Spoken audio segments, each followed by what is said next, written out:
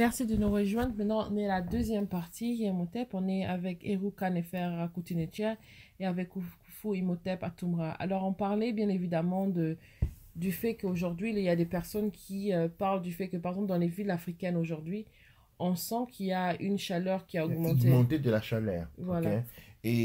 Par exemple, par rapport à ce que nous avons dit avant, on peut dire ceci, écoute,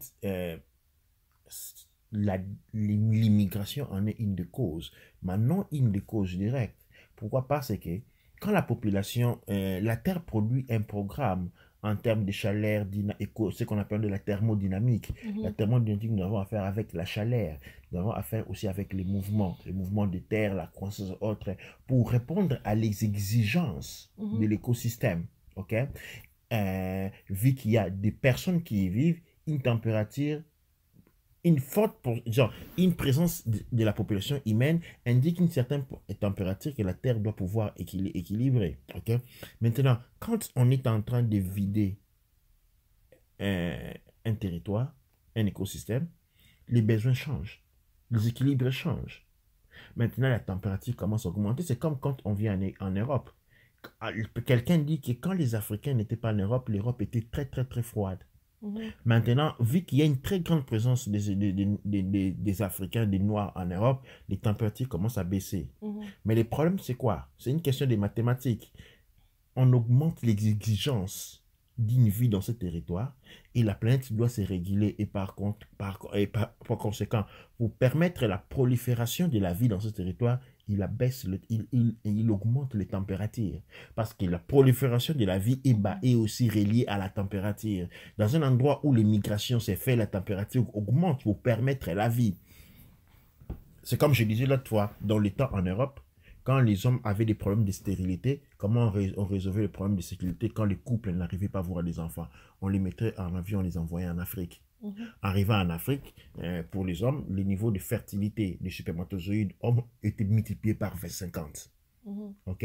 Et donc permettait, on voyait toujours les gens arriver, les blancs arrivant en Europe avec leurs femmes, et puis quelque temps un peu la femme était en grossesse, on la revoyait en Europe pour donner naissance. Dans son Ok. écosystème. Oui, parce qu'il y avait cette exigence-là. Maintenant, Mhm. il se passe que nous sommes en train de subir, nous subissons, l'Afrique subit, parce qu'en l'abandonnant, nous déséquilibrons l'écosystème et l'écosystème change. En Mhm. changeant, et ça change tout. Mhm. OK? Et nous, personnellement, en revenant à l'étranger, nous nous retrouvons comme arbres, des arbres sans utilité sommaire. Mhm. C'est-à-dire, nous vivons d'utilité superficielle. Mhm. C'est lui de manger, aller travailler, avoir de l'argent en banque, rire un peu, faire quelques spectacles. Mais l'utilité de l'homme, de l'individu en tant qu'élément contenu et appartenant à un écosystème ne s'arrête nullement à ces éléments, à ces fonctionnalités superficielles. Nous avons une utilité profonde que nous ne dépuissions pas en vivant à l'étranger. Mhm. Et notre corps et notre conscience, conscient de notre programme de fonctionnement, en souffrent. Absolument. Et je pense que c'est vraiment vital de chercher à créer une sorte d'écosystème nôtre, une sorte d'écosystème où on peut se rejoindre avec des personnes similaires à nous. Parce que qu'est-ce qui s'est passé? C'est parce que aussi une chose que j'avais remarqué, c'est qu'en étant venu à Glasgow, alors je pense que c'était une expérimentation. Donc on est les premiers noirs, je peux dire les premiers groupes de noirs qui sont venus à Glasgow, c'était vers 2001.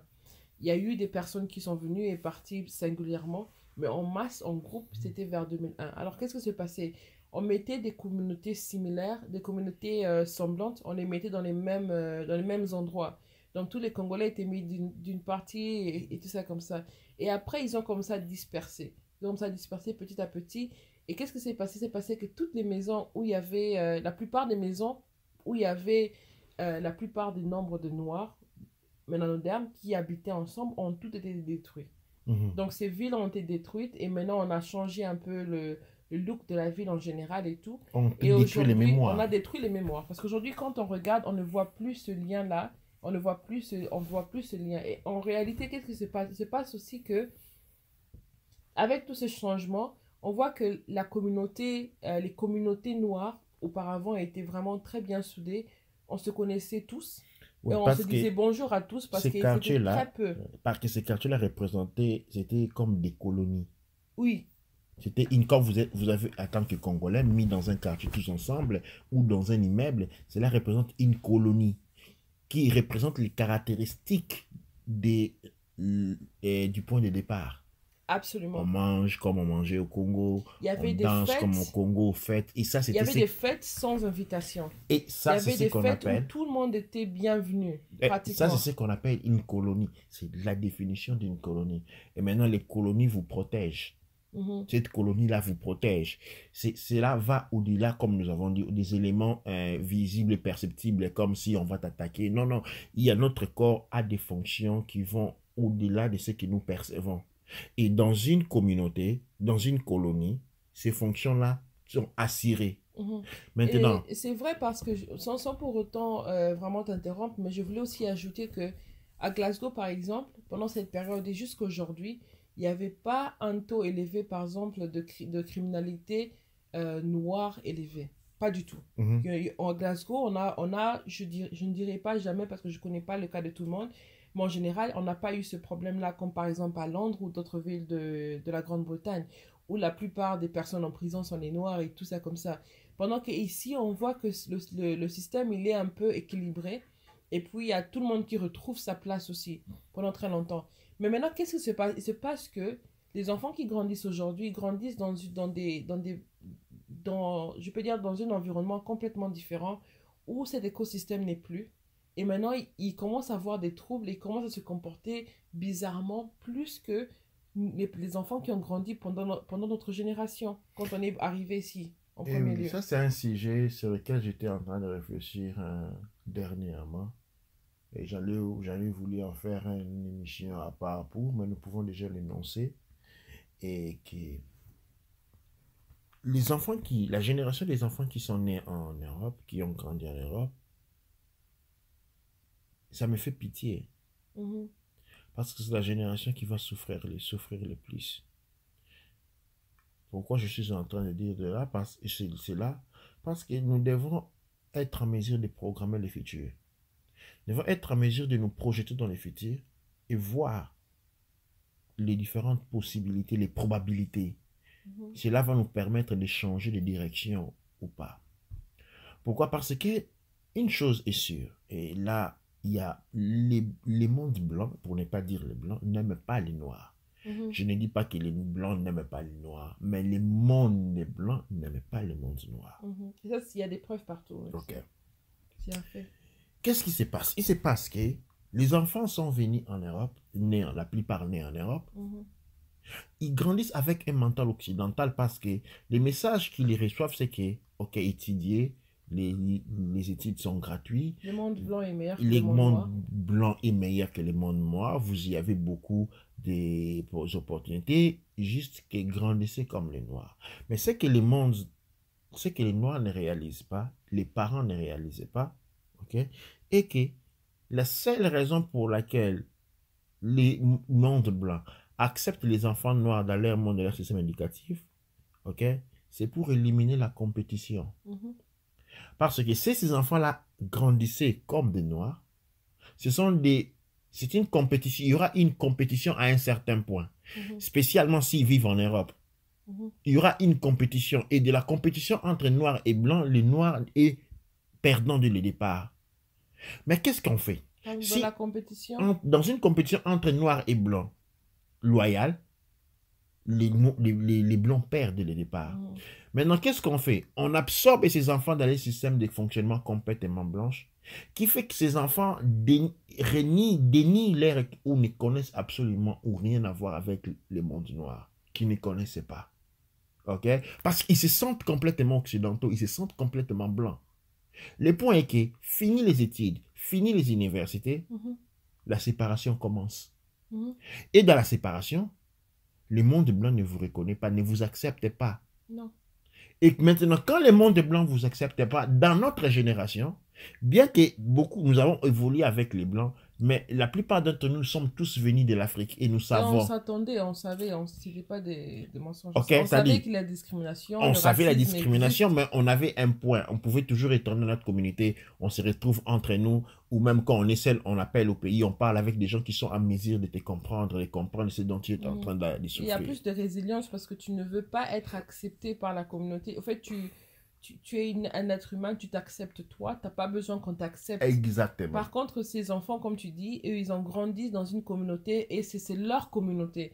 Et maintenant, quand ils ne sont pas acceptés, c'est pas qu'ils ne sont pas acceptés, mais c'est un rejet. Oui, et les générations anciennes de ceux qui ont voulu faire les blancs, on essaie de wake-up call. Un jour, tu fais les blancs, un jour, on dit, ah, on te traite des nègres. Qu'est-ce qu'il fait? Tu colles avec ta queue entre les pattes, tu rentres chez les noirs. Parce que tu as un point de départ. Mhm. Tu as un endroit là où il faut retourner. Mais les enfants qui sont en, nous avons grandi, ils sont complètement blancs. Un montant blanc. Et espèrent que le monde blanc va continuer à les traiter comme ils sont en train de les traiter maintenant. Mais tous savons que le monde des blancs, s'ils les traitent bien, c'est pour les distraire, c'est pour éliminer la compétition. Et une fois fini les écoles, fini les universités, arrivé au plan de travail, ils ne donnent pas de travail pour les Noirs. Mhm. C'est-à-dire quoi? Ils ne vont pas former la porte à 100% pour éviter une confrontation raciale. Ils vont faire rentrer 20% qui auront du travail, de manière à ce que les 80% qui n'ont pas et qui ont été rejetés vont avoir pour ennemis non les blancs, mais les 20% d'eux qui voient avoir des gros travail et autres. Maintenant, ces enfants, cette génération, quand il va être rejeté, ils ne sauront pas là où aller. Ils vont se retrouver au milieu des, on dit les limbos, les purgatoires humains. Et à ce moment-là, il y aura seulement 3 possibilités pour eux. La drogue. Ok? Parce que quand tu dis, il m'a été refusé ce qu'on m'avait été promis, tout ce que je peux faire, c'est l'argent facile pour me donner ce qui m'a été promis, c'est la drogue. Pour les hommes et pour les femmes. La dépression, on se laisse aller pour les hommes et les femmes. Et la procédure, hier on disait pour les femmes, aujourd'hui pour les hommes et les femmes. Et c'est quelque chose que nous sommes en train de voir déjà. Quand on va dans la ville comme on a vu ça par exemple à Bruxelles, avec les New Jack, les Ninja Kids, que tout le monde, c'est ça les mauvais, comme les mondes noirs, on voit des phénomènes, mais on ne se met pas, on s'arrête pas pour examiner. On On blâme. ne se pose pas la question d'où on blâme les enfants, mais on ne se dit pas d'où ça vient et quelles seront les conséquences. Comment pouvons-nous faire pour les stopper? On a vu les Ninja Kids, les New Jack en Europe. Pourquoi? Rejet. Mais les Ninja Kids, les New Jack étaient généralement composés des enfants qui sont venus dans un âge très jeune en Europe. Les rejets, ça crée la colère, la délinquance. Et maintenant, à Londres, nous sommes en train de voir avec la délinquance. Écoute, les Anglais sont des gens très brutaux. Mais on ne voit pas les Anglais se tuer entre eux. Je ne vois pas à Londres qu'on a dit des bandes. Il y a les bandes, les gangs, il y a beaucoup de gangs anglais. Mais on ne les entend pas se tuer. Non, pas le même rythme. Très peu. Mais les Noirs se tuent chaque jour. Chaque jour à Londres.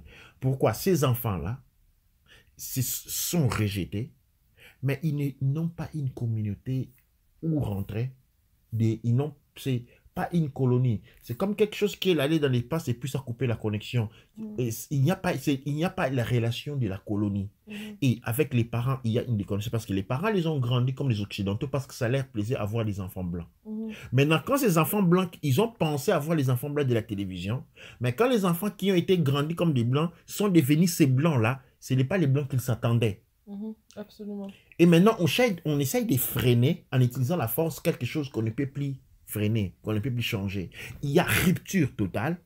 Ces enfants sont abandonnés, détachés de leurs parents qui les ont créé des Frankenstein. Les parents africains ont créé des monstres de Frankenstein. Ils ont suivi les propagandes européanistes. On fait ça comme ça. Ils ont abandonné les modèles culturels à travers lesquels ont grandi les enfants. Ils ont adopté un modèle qu'ils n'ont pas compris, sans pouvoir prévoir les résultats qu'ils allaient obtenir. Maintenant, après avoir obtenu les résultats normaux, pour ce qu'ils ont fait. Ils disent ça, c'est pas bon, on veut plus de ça. On fait plus de ça, c'est pas mon problème. C'est plus mon problème. Maintenant, il y a toute une génération. C'est que ces parents ne se rendent pas ça, c'est ce qu'on appelle extinction, l'extinction. On a coupé la génération, vous êtes en train de mourir, parce que ceux qui sont nés de vous ne sont que des délinquants et des prostituées. Ils vont pas pouvoir se remplacer. Ils ne pourront pas se remplacer. Et ça, c'est la destruction finale. Et ça, c'est très intéressant parce que ça, c'était un cas, un exemple où on a pris un arbre et puis on a enlevé l'arbre de la forêt et puis on l'a planté dans un village ou dans sa maison ou quoi que ce soit.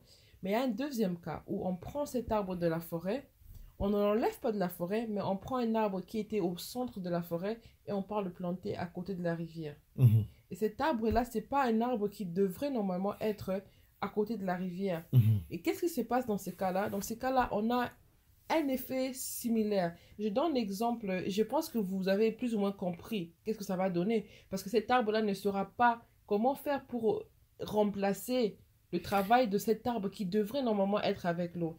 Et je donne un exemple aussi concret, c'est que par exemple au Congo, à Kinshasa, on a un phénomène qu'on appelle des enfants de la rue d'abord qui avait commencé. Pourquoi? Parce que à Kinshasa, on a eu un mouvement de masse. Au début, qu'est-ce qui s'est passé? Tout le monde quittait sa ville natale et venait à Kinshasa, dans la capitale, mais ils venaient en groupe.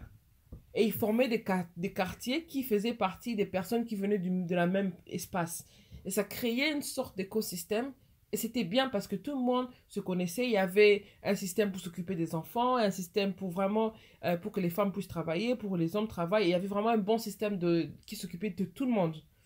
Mais qu'est-ce qui s'est passé? Avec le mouvement de masse, les personnes ont commencé à bouger, à se transporter de manière singulière. Mhm. De manière singulière. Et quand ils se sont transportés de manière singulière, il a fait qu'il y a eu des problèmes. Et effectivement, quand un parent mourait, il n'y avait personne maintenant pour prendre charge de l'enfant. Ou encore, les enfants, comme ça, étaient appelés les enfants de la rue. Mais les voisins qui n'étaient plus des frères, mais qui étaient des personnes qui se voyaient distantes à l'autre, deux personnes des deux écosystèmes différents, ils ne voyaient pas pourquoi ils devaient prendre part. Et alors, qu'est-ce qu'on a créé? On a créé des enfants de la rue. Ces enfants de la rue qui ont grandi ont eu d'autres enfants. Et en fait, le système s'est développé, ça a créé le fait qu'on appelle Kuluna. Mhm. Un Kuluna, ça veut dire un délinquant. Au Congo, on utilise le terme Kuluna, qui veut dire un délinquant, un enfant de la rue. Et les Kuluna se tuent entre eux. Et c'est comme les Nujaks, c'est comme à Londres, on a tout ce problème-là. Et maintenant, qu'est-ce qui est la chose choquante? Et pourquoi je vous raconte cette histoire? C'est la souche du mot Kuluna. La souche et l'origine du mot Kuluna. Et je vais demander à Koufoui Moutepa Toumra de nous expliquer d'où vient cette parole Kuluna. Eh bien, pendant la période des Kemet, ce que nous appelons l'Égypte antique, les peuples venus du nord, ou les mécanismes à travers lesquels, quand on disait quelqu'un n'avait pas un esprit, quand quelqu'un n'avait pas une âme, ok? Dans la langue kémétique, on dit kout. Ok? Ça signifie quelqu'un qui n'a pas son âme en lui, une âme avec lui. Et il est étrange de voir comment non, c'est cool pour dire qu'il n'a pas de l'âme. Et c'est étrange de voir que cela est devenu l'adjectif qu'on appelle Kuluna aujourd'hui. Une évolution qui a porté à ce mot Kuluna aujourd'hui. Pourquoi? On ne se rend simplement pas compte de l'impact que l'incapacité à prévoir, l'incapacité d'étude, l'incapacité de pouvoir prévoir les futurs a comme conséquence. En vivant jour pour jour dans l'inactivité, dans une fonctionnalité qui est essentielle, parce que colonisé, quand on devient une colonie, on sert tout simplement les objectifs de l'entité pour laquelle on est fini sous colonisation. Et ça, c'est quelque chose qui est singulier dans le monde noir. Quelque chose qui est puissamment singulier dans le monde noir. C'est lui de absolument pas prévoir. Et c'est lui de pouvoir complètement se laisser guider par les autres. Oui. C'est celui d'entrer dans un jeu où on entre à l'intérieur, on pense que c'est une blague, où les choses vont bien se passer, ça a toujours été comme ça. Et on voit, au fait, moi, c'est une chose qui m'étonne vraiment trop, c'est le fait on peut avoir des paroles comme le monde a toujours été comme ça, les choses sont toujours comme ça va rester comme ça. Mais on se rend même pas compte du fait que tout est en train de changer autour de nous et rapidement, hein, et c'est effrayant. Regardez les téléphones, comment les téléphones ont changé dans les derniers 20 ans. C'est effrayant. C'est effrayant. Mais imaginez-vous que le monde aussi a changé dans cette même fréquence. En utilisant cette même fréquence, c'est que ce sont des changements qui se passent très rapidement, mais nous ne sommes pas prêts. On n'est pas encore prêts pour effectivement faire partir de ce changement-là. Et c'est ça qui est étonnant. Et c'est comme ça qu'on voit comment on a cette destruction en nous, comment on a cette destruction de notre famille, comment on a la destruction je peux dire, de la famille, de la région, du pays, du continent.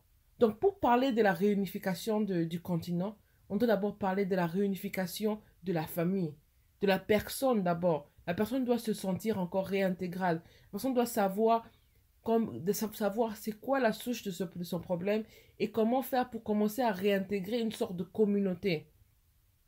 Une sorte de communauté où tout le monde peut avoir sa place, une communauté où tout le monde peut participer pour créer quelque chose qui va rester pour les enfants, pour tous nos enfants. Et c'est ça qui est très très intéressant et très important à savoir, parce que si nous ne créons pas ça, effectivement, nous allons nous retrouver avec des très plus grands problèmes prochainement. Et donc, moi, je dirais que c'est très intéressant parce que quand on comprend d'abord le fonctionnement de notre cellule, comment nos cellules s'unissent, viennent ensemble pour former ce corps, et comment deux parents viennent ensemble pour former le corps d'un bébé, d'une personne. Et alors, il faut maintenant essayer de comprendre comment la communauté vient ensemble pour venir élever cet enfant, et comment le pays vient ensemble pour assurer le futur de cet enfant. Absolument. Et nous avons dans le monde noir hérité, malheureusement, nous avons été arrachés notre culture. Ok? Et j'espère que je me souviens que tu faisais cette relation-là avec un examen que tu faisais sur les vêtements, c'est-à-dire pour lequel tu observais que quand on fait voir le noir, l'histoire noire, on fait voir les gens vêtus avec des caches-sexes. Mhm. Mais en réalité, quand on observe toute une civilisation antique, les caches-sexes avaient toujours été portés, mais sur les vêtements. Mhm. Ok, Au sur les fait, les vêtements. caches-sexes d'aujourd'hui, c'était des ornements, ou bien les festivités. Donc, tout ce qu'on porte avec les raffias, les festivités, Était sur les sur les vêtements. vêtements. On ne Voilà. mettait pas que cela. Alors, nous, qu'est-ce qui s'est passé? En nous enlève, après que nous avons été privés de notre culture, il nous a été donné une manière de faire, une manière d'être, qui lui ne pouvait pas du tout être, ne pouvait pas être appelée culture. Et cette manière d'être nous limitait à un fonctionnement superficiel, un comportement un comportement et un fonctionnement superficiel de la vie, pour lesquels on pense qu'on est, on fait des choses, Mhm. on grandit et on travaille, on a un bon travail, on a un bon travail, on a une bonne maison et se marie, on fait des enfants et puis l'on va mourir. Pendant que dans l'être humain a plusieurs fonctionnements. Mhm. Donc, on va revenir un peu à la parole Kuluna pour vraiment bien comprendre d'où vient la souche du mot. Ah oui, la souche du mot, nous avons pratiquement pendant autour de 221 avant Christ, nous avons l'intensification du commerce des esclaves par la dynastie Tang. Mhm. et la dynastie Qing de la chinoise, Mhm. qui vont signifier, Mhm. ils vont signifier pour devenir, avoir un esclavage très puissant sur l'Afrique. Quelque chose que nous Beaucoup ne de gens ne connaissons savent pas, pas que qu'il y nous a avons, eu... ouais, la Chine a pratiqué un esclavage très puissant en Afrique. Mhm. Alors, il y avait des très grandes larges de populations noires qui qui sont parties à cette époque pour l'Inde et pour la Chine pendant la période. Quand nous arrivons entre les 618 et 907, nous avons la dynastie Tang. Et puis, dès 960 à 1275, nous avons la dynastie Song. De 1368 à 1644, nous avons la dynastie Ming, qui eux aussi étaient intéressés, ils étaient très actifs dans le commerce des esclaves noirs. Alors, les Chinois appelaient les esclaves noirs les Kowloon. Mhm. Les Kowloon qui signifient des petits diables noirs. Mhm. Mhm. Et nous avons l'évolution des Kowloon aujourd'hui en Kowloon. En Kuluna. Et maintenant, le terme, il est venu avec l'arrivée des Chinois Oui, en Afrique. le terme Kowloona est arrivé avec l'arrivée des Chinois en Afrique exactement. Mhm. Et nous savons que Et pendant ça montre comment l'esclavage, ils sont venus avec leur écosystème. ouais, et Donc, nous allons faire, et je vais faire une émission où je vais aller à travers les dates historiques pour faire voir la présence de l'esclavage en Afrique et comment le monde entier a été très actif autour du monde noir pour ceux qui regardent l'esclavage. Mais ce qui est important ici dans ces points, quand on voit le monde Kowloon et on voit la présence de l'Afrique, de la Chine en Afrique, ce qui nous manquait et c'est lui de savoir que la Chine s'est consolidée, que les dynasties chinoises se sont consolidées en pratiquant l'esclavage. Et maintenant, ils nous avaient appelé, les esclaves étaient appelés Kowloon. Mhm. Et maintenant, nous avons Kowloona qui revient encore avec la présence chinoise. Maintenant, nous allons faire une émission où nous allons nous questionner, parce que nous ne pouvons pas questionner la Chine. C'est nous qui devons questionner notre conscience. Que pensons-nous? Quel type de rapport pensons-nous avoir avec des gens dont la mémoire historique leur fait voir ils se sont enrichis et devenus très puissants avec l'esclavage des Noirs. Mhm. Nous savons que la Chine est lancée dans un projet, dans une guerre au niveau commercial avec l'Amérique. Mhm. Il veut s'enrichir plus rapidement. Et c'est toutes les anciennes civilisations se sont enrichies en exploitant l'esclavagisme des Noirs.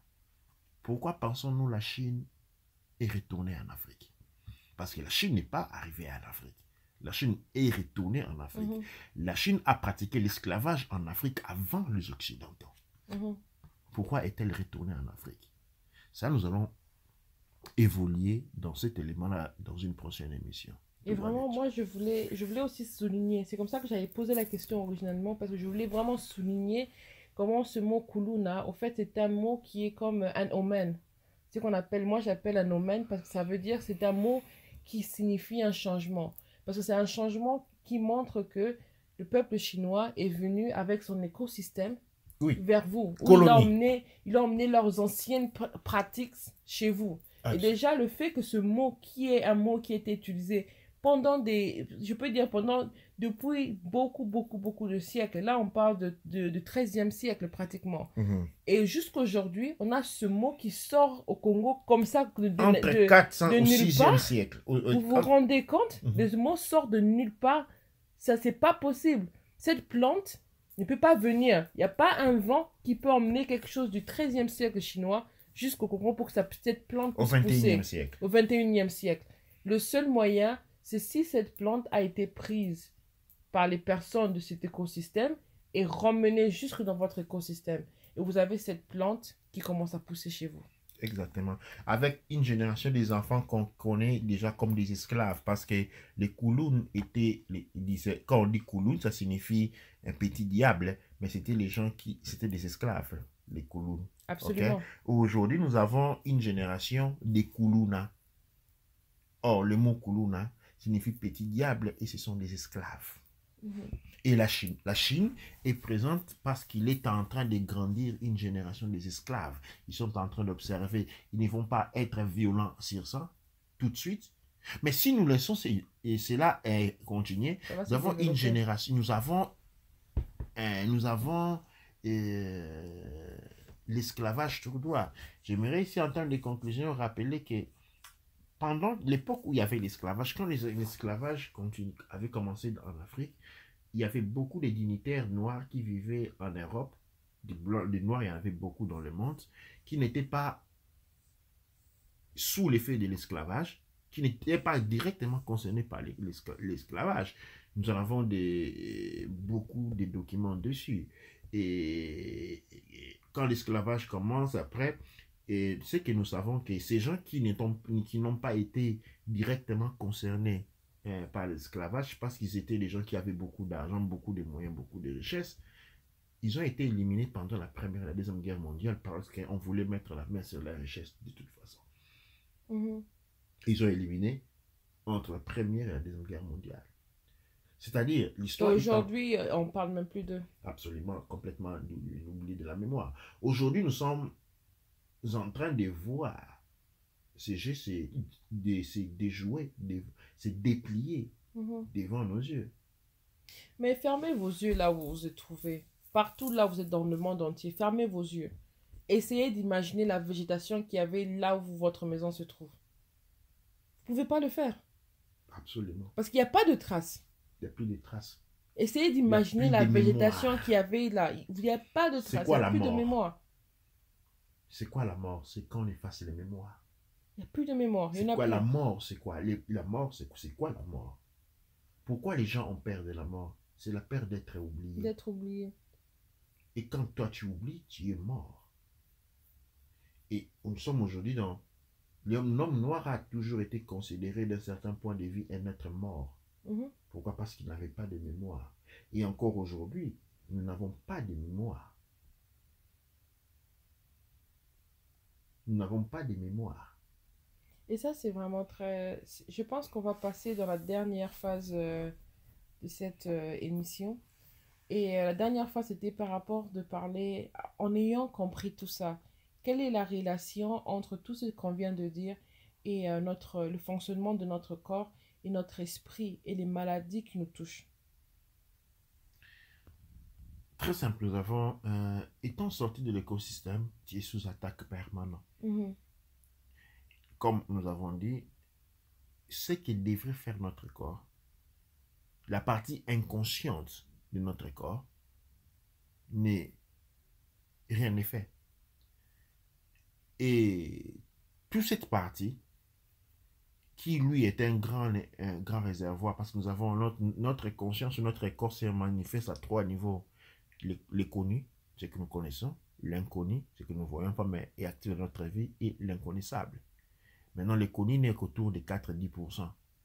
Maintenant, dans notre écosystème, l'inconnaissable et l'inconnu fonctionnent quand même et garantissent le progrès, l'évolution, ainsi de suite. Et par conséquent, il est protégé. À l'extérieur, hors de l'écosystème, les fonctionnalités de l'inconnaissable et de l'inconnu sont complètement, disons, déverrouillées. Nous restons seulement au niveau du connu, c'est-à-dire survivre, pratiquement, c'est ça. Le connu, c'est la survie. Les pains gagnés, les pains mangés, avoir peur, payer les factures, ça c'est le connu. Maintenant, le fait que nous ne sommes pas dans l'écosystème, la partie la plus grande de nous, qui représente un grand espace, est vide et a les portes ouvertes. Je suis en train de parler d'espace. Il est peut-être difficile pour nous de concevoir cela, mais nous devons faire un effort. C'est un espace. C'est l'espace vide. Je vais donner un exemple visible pour que les personnes puissent comprendre. C'est que dans votre maison, vous avez des cafards, vous avez des araignées, vous avez toutes sortes d'insectes et tout. Vous pouvez avoir des moustiques, vous pouvez avoir toutes sortes d'insectes qui peuvent venir habiter chez vous, ou les petits animaux qui viennent habiter chez vous. Pourquoi? Parce que là où vous habitez, ce fut une sorte de forêt. Alors vous pouvez penser que vous êtes sous attaque de tous ces araignées, tous ces insectes-là, mais au contraire, c'est eux qui sont constamment sous attaque de vous. Mhm. Parce que là où normalement ils devraient vivre dans leur écosystème naturel, ils ne peuvent plus. Mhm. Pourquoi? Parce que vous avez pris part de cet écosystème. Mhm. Ouais, exactement. Et quand vous arrivez dans un écosystème étranger, tous ces éléments qui sont incompatibles à vous, Mhm. ok, vous attaquent. Et votre espace, chaque terre a ses propres entités inorganiques, que nous appelons les esprits, vulgairement. Et il se fait que vous êtes incompatible à ces esprits-là. Dans la nature, on appelle ça, au niveau des animaux, on appelle ça, au niveau des animaux et des arbres, on appelle ça les maladies. C'est-à-dire, quand vous prenez une plante qui n'appartient pas à un écosystème, vous l'implantez là, ok? La terre va produire des maladies pour détruire cette plante-là. Mhm. À moins que vous remplacez la terre avec des engrais chimiques, pour que cette plante-là puisse survivre. Ok? Maintenant, vous prenez du Congo, vous êtes en France, vous êtes incompatible à la France, à sa terre et sur les autres. Maintenant, la terre de la France va produire des maladies pour vous attaquer. Et ces maladies-là, sur le point, au niveau de l'esprit, c'est ce qu'on appelle les envoûtements. Mhm. Certains envoûtements sont dits du fait qu'on n'est pas dans l'écosystème. Ce sont des envoûtements qui peuvent être classifiés comme des systèmes de défense des écosystèmes. Et maintenant, en rentrant en conflit avec un écosystème, Mhm. et cet écosystème va aller, disons, vous allez être attaqué dans la partie la plus importante de vous, votre inconnaissable et votre inconnu, qui tout ensemble sont pratiquement les 96% de vous. Mhm. Parce que vous êtes concentré seulement sur les 4% de vous qui est le connu, votre vécu. Et quelle est la possibilité que vous pouvez réellement réussir dans tout ce que vous êtes en train de faire? Très peu. Mhm. Très peu. Très, très, très peu. Et c'est de cette considération que nous avons ce que nous appelons une autre catégorie de maladies de l'esprit. Des maladies de l'esprit dites à l'interaction avec un écosystème incompatible avec votre système objectif. Dans notre code des systèmes de départ, par exemple au Congo, nous avons aussi des maladies de l'esprit très importantes qui sont liées au fait que nous fonctionnons comme une colonie. Donc nous C'est-à-dire, sommes une extension oui, de c'est-à-dire, l'écosystème belge. nous devenons une extension de l'écosystème belge. L'écosystème belge s'étend dans notre pays. Toutes les manifestations de la société, la police, pourquoi? C'est la police comme belge, l'armée un peu comme belge. Et quelle est la fonctionnalité de l'armée? Quelle est la fonctionnalité de la police? Et ce n'est pas celui de garantir la sécurité. Attention. La fonctionnalité de la police n'est pas celui de garantir la sécurité comme on le voit par exemple en Angleterre. C'est contenir le peuple. Contenir le peuple et maintenir les... Tête basse. Voilà. Quand vous haussez la tête, on vous tape. La police vous prend. Maintenir les intérêts belges aussi. Oui, exactement.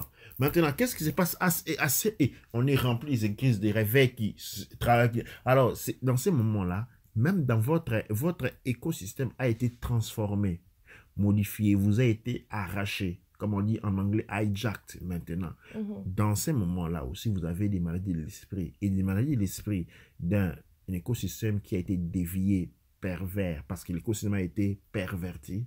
Et les maladies de l'esprit qui dérivent de cette situation-là sont très puissants. Très puissants. Dans cet ordre de fait, nous avons beaucoup de travail à faire. Je pense que ça, c'est tout ce qu'on appelle, c'est ça qui sont des maladies qui sont à l'origine de tous les syndromes. Parce que quand on parle de syndrome aujourd'hui, syndrome, ça veut dire les maladies qu'on ne comprend pas, qu'on ne connaît pas comment les traiter ou comment aider à trouver une solution. On les appelle les syndromes, juste parce qu'on groupe on groupe beaucoup de symptômes similaires et on appelle un syndrome. Absolument, parce que nous allons pas de la culture occidentale, donc ces choses-là nous arrivent en retard. Dans le monde occidental, quand on donne un nom, quand on dit syndrome, ça signifie on n'y comprend rien. On n'y comprend rien. Et pourquoi on n'y comprend rien? Parce que ce sont des manifestations. Dans l'émission qu'on a fait sur sur les maladies de l'esprit, et je répète ce que j'ai dit, les maladies, le corps physique qui n'a jamais été malade. Il ne peut pas être malade. Et le corps physique malade, c'est comme pour dire dans la télévision, il y a des gens. C'est pour dire que quand je regarde la télé, il y a des images, ça dit que ces gens-là sont à l'intérieur de la télévision. Dire que le corps physique est malade correspond exactement à dire cela. Or, nous savons qu'il n'y a personne dans la télévision et que la télévision est un récepteur d'ondes qui est en train de décodifier en images. Maintenant, le corps est un récepteur des sensations qu'il décodifie en douleur. Oui, la télé, récepteur ou capteur des ondes qu'il décodifie en images. Le corps physique, récepteur, capteur, parce qu'on a une antenne, la colonne vertébrale c'est l'antenne, non?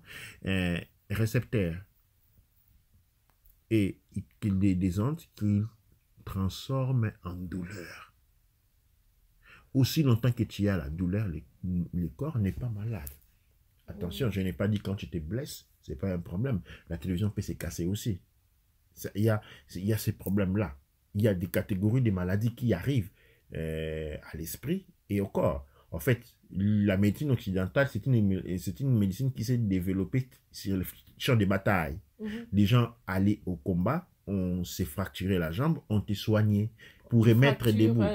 Donc, si tu brises l'écran de la télé, on peut le remplacer. Oui, c'est-à-dire, il y a cette conception de la médecine qui naît de le fait que soutenir le corps physique à faire des choses.